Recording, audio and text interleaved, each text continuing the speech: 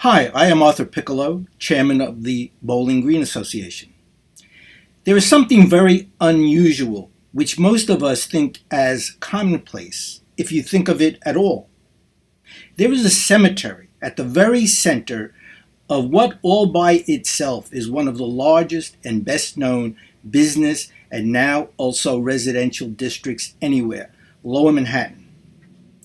I challenge you to name any other city that has a current graveyard at its very center. There are none. Calling Trinity, Wall Street's Churchyard, just a graveyard does not do it justice. It is a remarkable place, in some ways more so than the magnificent historic church building it surrounds on both sides.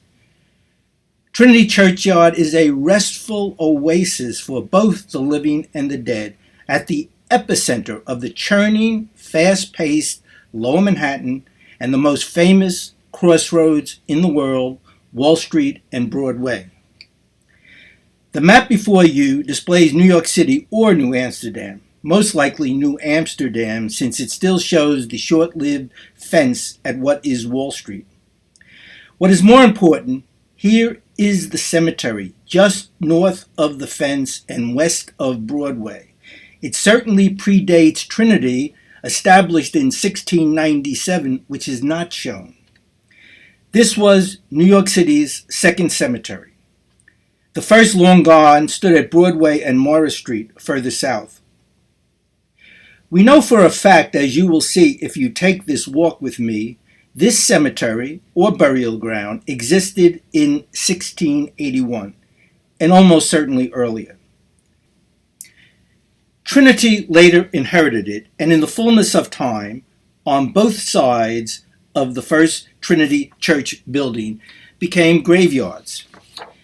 And as they remain today, and most likely will forever. No one is buried in Trinity Churchyard anymore, and since the early 1800s. Most of the graves date from the late 1600s, and the vast majority from the 1700s.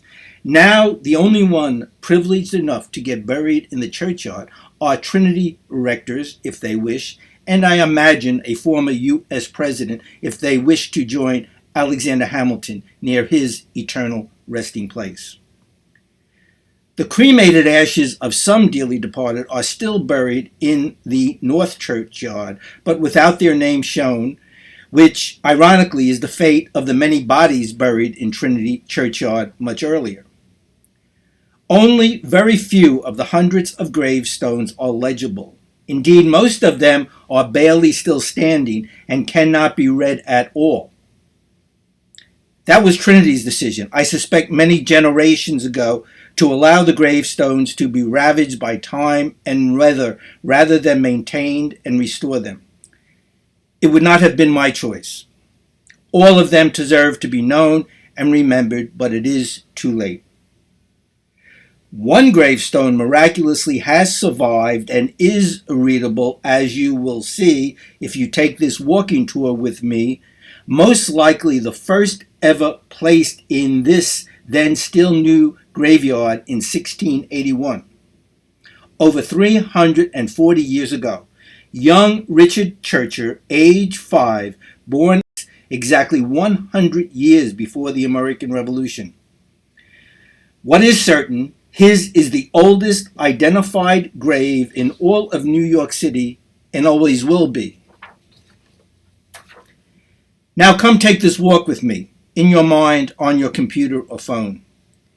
This walk in early April 2022, just after the graveyard was finally reopened after being closed for more than 2 years for no good reason. This afternoon, there were only a few other visitors, but on many days you will find even hundreds enjoying this oasis at the center of Lower Manhattan, sharing it with the many souls of the long ago dearly departed who now live here eternally. Marvel at this unique attraction at the very center of Lower Manhattan. Many of you have never entered before, even though many pass it all the time. I would also invite you to then enter the church, except it is still closed most of the time for no good reason. Finally, before we begin, if you believe in such things, or even if you do not normally, imagine the invisible spirits of all those buried here, dancing joyously around you as you walk through Trinity Churchyard. And most of all, Alexander Hamilton.